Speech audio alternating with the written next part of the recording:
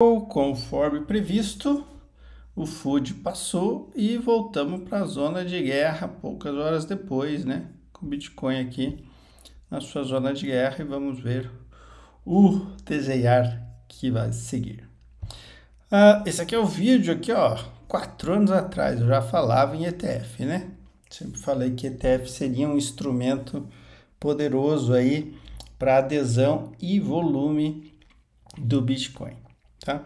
Então, isso daqui seria o mercado Bitcoin e aqui seria o mercado do ouro antes do primeiro ETF de ouro e a explosão do mercado aí, violento, assim, em termos de market cap, né? Quintuplicou em um período muito curto e o ouro começou a ter uma nova adesão porque o ETF é um veículo institucional que permite muitas coisas que o spot, que as complicações de spot, custódia e logística não permitiam, né? Imagine que você queria comprar ouro e começa desde fornecedor, logística, certificação, armazenagem, estoque, e de repente você tem um veículo regulamentado, né, auditado, onde você compra ali no mercado, Exchange Trade Funding, onde você pega uma fração do fundo que tem a custódia desse ouro e você compra e vende, compra e vende, compra e vende. Né? E tem várias vantagens sobre ETF, a gente podia falar um bom tempo por ETF, mas vamos focar no possível impacto de ETFs de Bitcoin, os quais nós já não perguntamos se, mas sim quando, né? Isso daqui é o preço do ouro aqui, ó. O primeiro ETF Bitcoin aconteceu em 2003. E depois a gente viu uma explosão aqui vertiginosa do preço do ouro, né? Então, ele impactou o crescimento de market cap, de volume do mercado de ouro, que foi para casa dos seus trilhões, onde antes era bilhões, e também o preço, que cresceu expressivamente.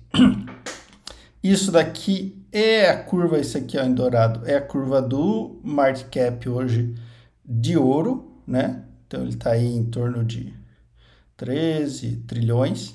E aqui é o mercado Bitcoin, que hoje está aí na casa dos 500 milhões. Vamos ver aqui, ó. 500 milhões de market cap. Tá? Qual a relevância disso, de um possível ETF de Bitcoin? Bom, se o Bitcoin é ouro digital, ele tem todo esse potencial e muito mais, né? O Bitcoin é mais rápido, é mais fácil, é mais veloz, funciona melhor, é cross-border, as FIIs são mais baratas, a custódia é mais barata, tudo é melhor, é mais rápido e mais eficiente, né? Então, nós estaríamos falando aqui, ó, de 12, 13, 14 trilhões, o que seria aí quase 30 vezes o market cap do Bitcoin hoje. O que temos que atentar? Que o impacto de um ETF em cima de Bitcoin é muito mais expressivo do que o ouro, porque vejamos alguns elementos. Primeiro, dos 21 milhões de Bitcoins que serão minerados, 19.583, 19.483, 25 Bitcoins já foram minerados. Isso dá...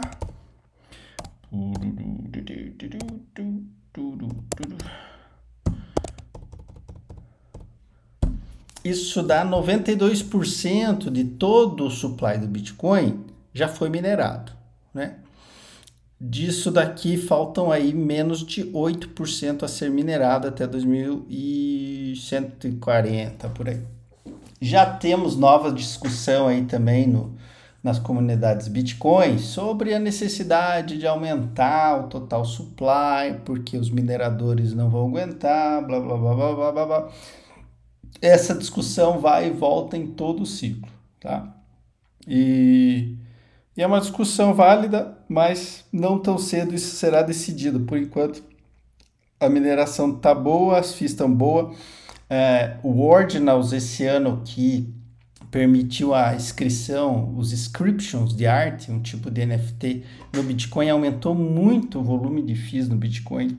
Então isso pode trazer muito volume de FIIs e satisfazer os mineradores. Mas sempre vai ter alguém querendo fazer essa discussão e ela sempre vai ser válida porque o Bitcoin ele é open source, a comunidade que decide, né? E sempre vai ter essa discussão em cima. Então vamos falar aqui do impacto de ETFs. Primeiro, hoje o volume de ativos aí administrado por fundos, por fundo de hedge, por Fidelity, Vanguard, BlackRock e tudo mais, em 2020 estava em 111 trilhões de dólares. A previsão é que para 2025 isso seja 145 trilhões de dólares. Se um fundo desse hoje quiser comprar Bitcoin, eles vão desistir, porque primeiro ele tem que receber a autorização do seu chefe, ele teria que abrir uma conta na Coinbase, ele teria que fazer o KYC, ele teria que ter a aprovação do conselho, ele teria que ver o seguro da custódia. Tem uma série de fatores aí, levaria, se aceitado dentro do regimento do fundo, levaria aí 6 meses, talvez até um ano para ele comprar isso. E mesmo várias questões financeiras que envolvem o mercado tradicional hoje, o Wall Street, digamos. Por exemplo, Wall Street, se uma empresa, se um fundo quiser comprar, digamos, 10 milhões de dólares de ações da Apple, ele liga para uma trading desk, para uma mesa e fala, ó, quero comprar 10 milhões de ações da Apple. E desliga o telefone e compram, tá? E ele nem precisa ter todos os 10 milhões na conta dele.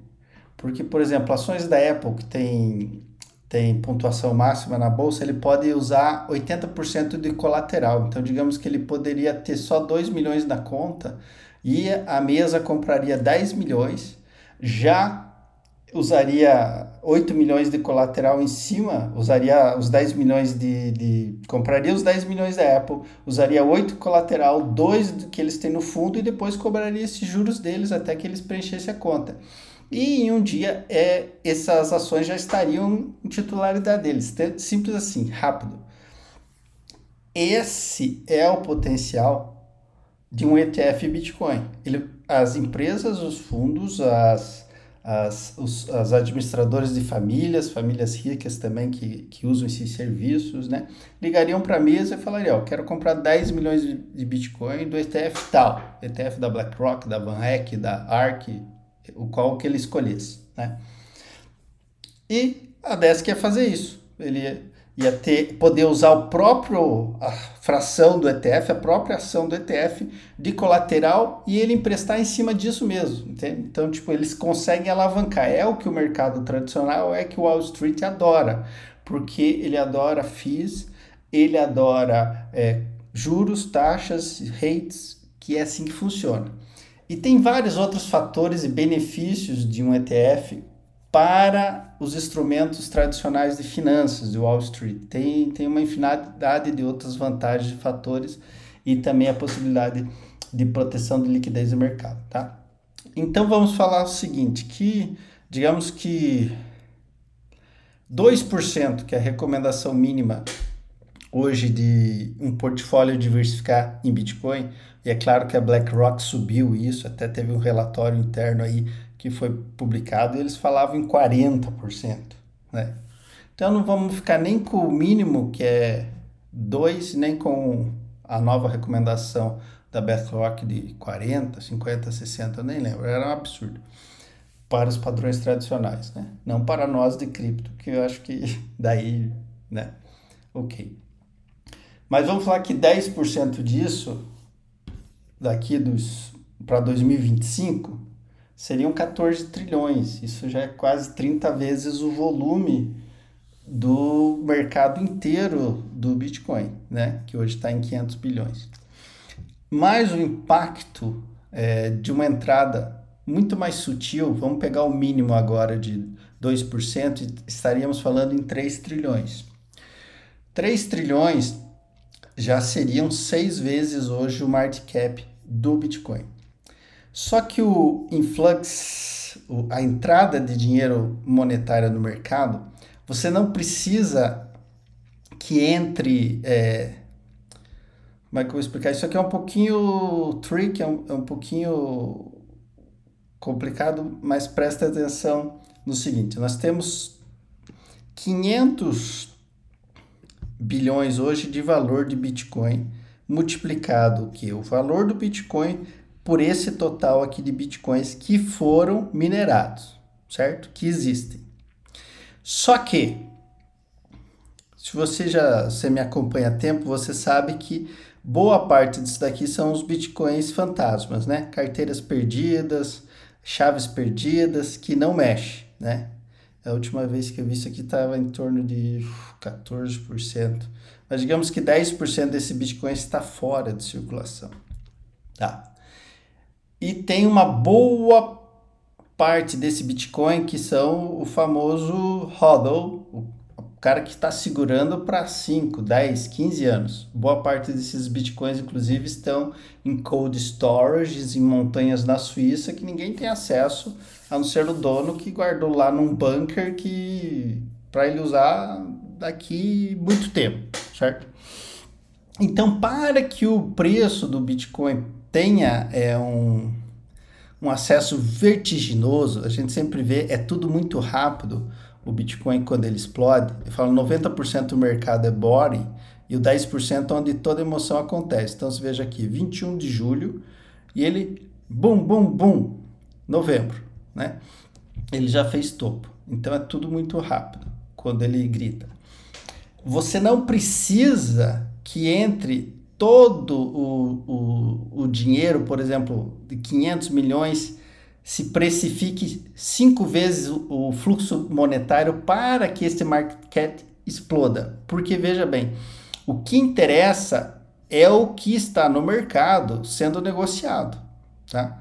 Então, vamos pegar aqui, por exemplo, o volume do dia, hoje de Bitcoin, 1.000 milhões, bilhões, 17 bilhões. 17 bilhões é o volume todo desse mercado aqui que foi girado, certo?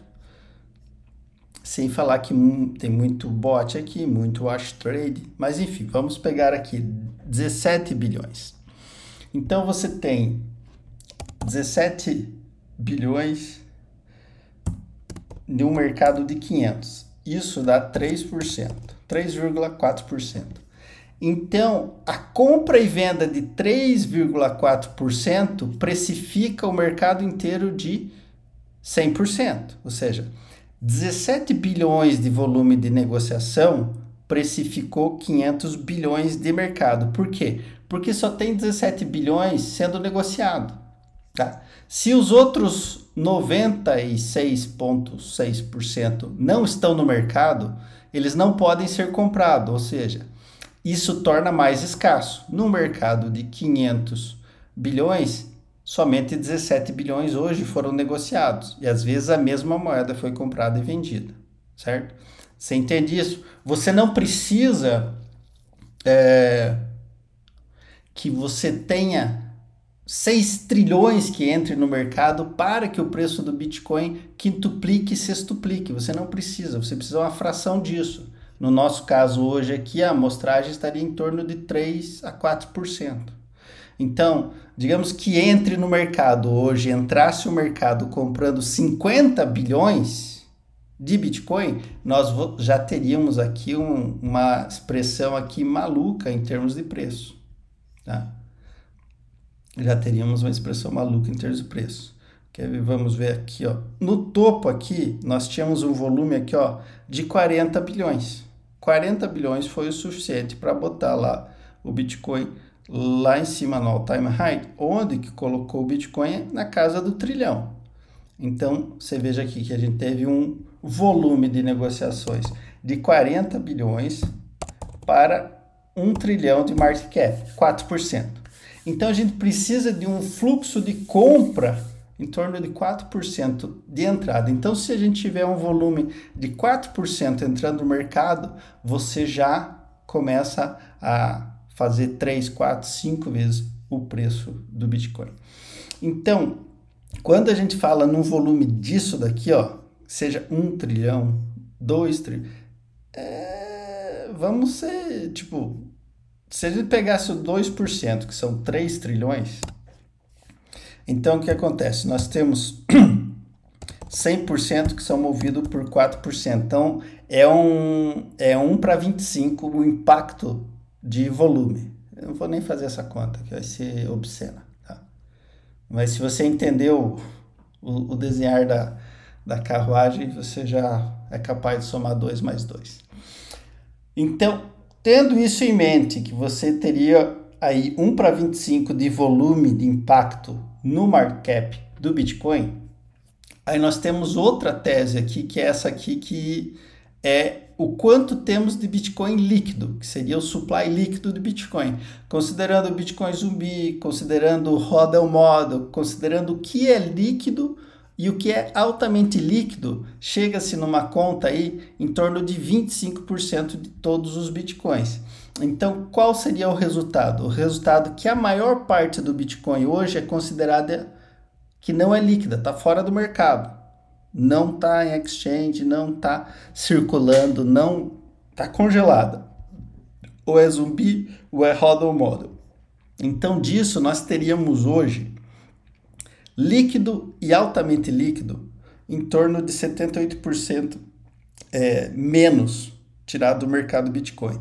Isso nos daria aí hoje, estando disponível para venda, 4,2 milhões de Bitcoin, ou seja, 22% do mercado corrente. Então, 4 milhões e 200 Bitcoins vezes 25 mil dólares hoje, nós temos aí 100 bilhões de Bitcoins disponíveis para gerar liquidez. Aí você pega essa conta ali, impactada pelo volume de 1 para 25, que a gente precisa só de 4%, e um potencial de entrada aí de volume de mercados expressivos, usando o dispositivo de ETFs, e a conta fica maluca, tá? E a conta fica maluca. Então, para a gente não ficar muito maluco, por enquanto vamos usar isso aqui, ó, né? Você veja só que o mercado de ouro, ele de 2014, ó. Então vamos pegar aqui, 2013, os últimos 10 anos. Ele era 6,8 trilhões e hoje está em quase 14. Então, mais que dobrou, né? Já o Bitcoin era 1,45 e hoje está em 557. Então, tipo, a agressividade do crescimento do market cap do Bitcoin é muito grande, é bem expressivo e bem rápido. Outro comentário em relação a um ETF de Bitcoin e um ETF de ouro. O Bitcoin, como eu falei aqui, ele é escasso, né? Já o ouro, a gente tem os processos de mineração, nós temos o processo de reciclagem, porque todos os chips de celular, de computador, da robótica, alguns fios condutores para condições super específicos, são reciclados. Então, esse ouro é sucateado, né? Depois que essa tecnologia é sucateada, e são reciclados. O mercado de reciclagem de ouro hoje é quase tão grande quanto o mercado de mineração de ouro novo que é colocado no mercado. Então, nós temos aí dois dispositivos que vão sempre colocando mais ouro no mercado: a mineração na natureza e a reciclagem, certo? Isso não tem no Bitcoin, essa natureza não existe para o Bitcoin. O Bitcoin, o que tem aí, né, que nós já vimos, que é mais de 90% do supply total possível, já foi, né? Tá na mão de alguém, ou tá perdido, ou tá guardado, ou tá em circulação, sendo negociado dentro ali dos 22%. Então, isso torna o Bitcoin um ativo muito mais escasso, tá? E muito mais dinâmico por ser digital. Então, considerando os cenários ali que nós temos vistos dos ETFs, eu acho que eu vou dividir esse vídeo, vou fazer parte 2, tá bom? Vamos ter uma parte 2 para não ficar muito longo, e eu quero usar alguns slides do do pessoal da Bloomberg, que teve uma apresentação essa semana. Eu peguei os slides aqui, vou separar alguns para a gente comentar sobre eles, tá? Então, sim, esse rally, próximo ciclo de Bitcoin, tem tudo para ser uma loucura, tá? Você tá no mercado hoje, você tá na frente, porque quando o mercado tá boring, quando o mercado tá chato e nada tá acontecendo, todo mundo vai embora, né? Mas esse é o momento de ficar, fazer a lição de casa para você se posicionar. Como eu falei, a hora de comprar Bitcoin é daqui até o ETF. Depois que sair o ETF, você não alcança mais, tá? Ele vai sair cantando pneu, tá?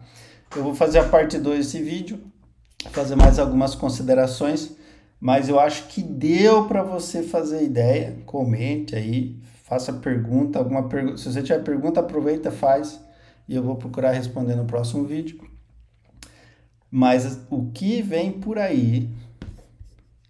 Gente, se tiver ETF, toda essa turma aqui vai ter Bitcoin no portfólio e Ethereum no portfólio, porque naturalmente já comentamos que tendo um ETF de Bitcoin Spot, teremos um ETF de Ethereum Spot, certo? E daí esses ETFs precisam comprar Bitcoin, custodiá-los, né? Nós vimos lá que vários ETFs vão usar a Coinbase, alguns a CME, vão ter que tirar isso do mercado se não tem, vão ter que comprar, isso vai gerar mais escassez, né?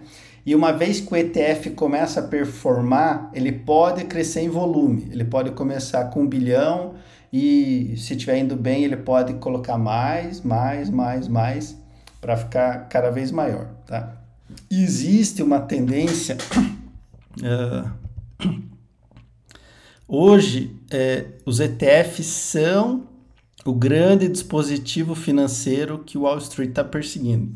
Então, você veja só, aqui são os grandes fundos e bancos brigando aí pela corrida de ETF, né?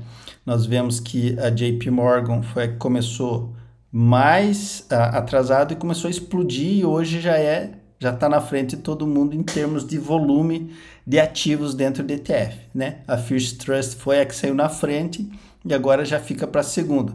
Nós temos a Van Eck aí, que já está ali com um pedido de Bitcoin na gaveta, a ProShares também, a WisdomTree e a DFA. E o que acontece? ETF, por essa natureza e algumas coisas que a gente falou, está sendo um dos grandes ativos, grandes instrumentos financeiros usados por Wall Street, por TradeFi, pelo mercado financeiro tradicional, tá? Então, isso daqui é percentagem de ativos ETF em produtos. Então, você veja só que as empresas, os fundos, os bancos aqui estão aumentando muito a oferta de produtos dentro do ETF. Eles não querem mais negociar os ativos de outra forma, eles querem pôr tudo dentro do ETF. E tem uma série de fatores de por que eles querem fazer isso, tá? Ele tem várias vantagens para o mercado e para eles também, é claro. Ok? Então tenha isso aqui em mente. Tenha isso daqui em mente. E tenha isso daqui em mente. Tá bom? Vai faltar Bitcoin para todo mundo, tá bom? Vai faltar Bitcoin para todo mundo. Grande abraço, a gente se vê por aí. Abraço.